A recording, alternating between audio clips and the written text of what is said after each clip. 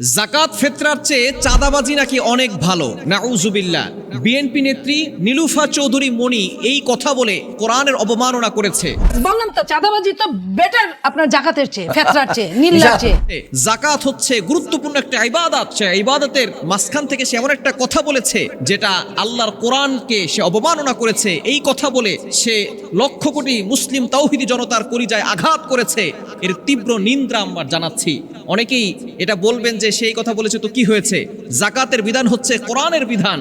জাকাত হচ্ছে ইবাদত আর চাঁদাবাজি হচ্ছে মহাপাপ। জাকাত হচ্ছে মানুষের গরিবের মুখে খাবার দেওয়ার ব্যবস্থাপনা, আর চাঁদাবাজি হচ্ছে গরিবের মুখ থেকে খাবার কিনে নেওয়ার ব্যবস্থাপনা। কিন্তু দুঃখজনক হলেও সত্য, সেই চাঁদাবাজদেরকে সামনে নেওয়ার জন্য সে জাকাতের বিধানটা কেমনভাবে কটূক্তি করেছে।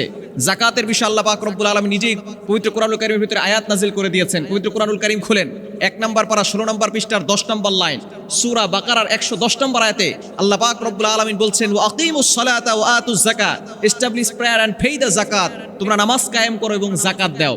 সুতরাং যেখানে আল্লাহ তাআলা নামাজের কথা বলেছেন সেখানে আল্লাহ তাআলা যাকাতের কথা বলে দিয়েছেন, এবং মুমিনদের কোয়ালিটি বর্ণনা করতে গিয়ে আল্লাহ তাআলা যাকাতের কথা বলেছেন। 18 নম্বর পারার 1 নম্বর পৃষ্ঠার 4-5 নম্বর লাইন, সূরা মুমিনুনের 4 নম্বর আয়াতে আল্লাহ বলছেন, ওয়াল্লাযীনা হুম লিয-যাকাতি ফাইলুন।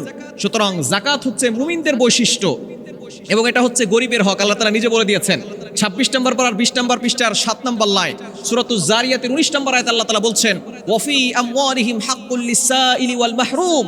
সুতরাং এটা হচ্ছে গরিবের হক, আল্লাহ তাআলা ধনীদের পকেটে ঢুকিয়ে দিয়েছেন।